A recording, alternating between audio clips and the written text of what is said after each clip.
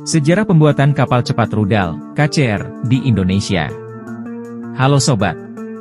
Kapal cepat rudal, KCR, merupakan salah satu alutsista andalan TNI Angkatan Laut untuk menjaga keamanan wilayah perairan Indonesia.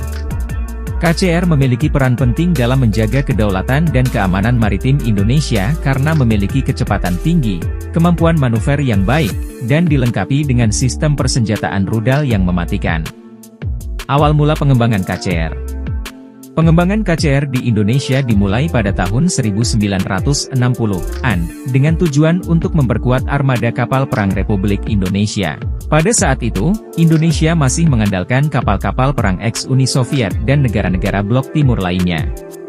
Seiring dengan perkembangan teknologi dan kebutuhan akan kapal perang yang lebih modern, Indonesia mulai mengembangkan KCR secara mandiri di dalam negeri. Peran PT PAL Indonesia. PT PAL Indonesia, sebagai perusahaan galangan kapal milik negara atau BUMN bidang pertahanan memiliki peran penting dalam sejarah pembuatan KCR di Indonesia. PT PAL tidak hanya memproduksi kapal-kapal niaga, tetapi juga kapal perang, termasuk KCR. Keterlibatan PT PAL dalam pengembangan KCR dimulai pada tahun 1980-an dengan melakukan perbaikan dan pemeliharaan kapal-kapal ex-Jerman Timur.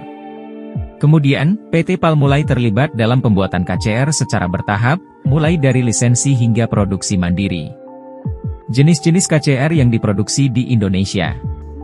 Beberapa jenis KCR yang telah diproduksi di Indonesia antara lain, KCR 40, kapal ini memiliki panjang 40 meter dan dilengkapi dengan berbagai macam persenjataan, seperti meriam, senapan mesin, dan roket. KCR 40 memiliki kecepatan maksimal 35 knot dan mampu beroperasi hingga 10 hari. KCR 60, kapal ini memiliki panjang 60 meter dan dilengkapi dengan rudal anti kapal. KCR 60 memiliki kecepatan maksimal 45 knot dan mampu beroperasi hingga 20 hari. Pengembangan KCR lanjutan. Saat ini, Indonesia terus mengembangkan KCR untuk memenuhi kebutuhan akan kapal perang yang lebih modern dan canggih.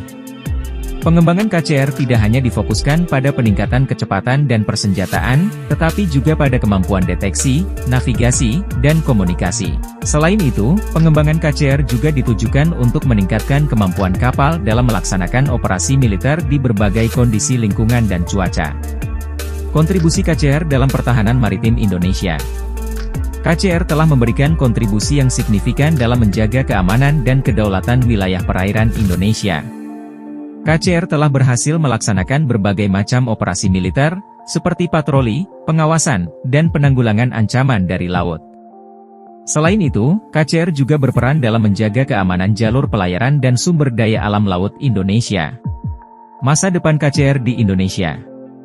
Pengembangan KCR di Indonesia terus berlanjut seiring dengan meningkatnya kebutuhan akan kapal perang yang lebih modern dan canggih.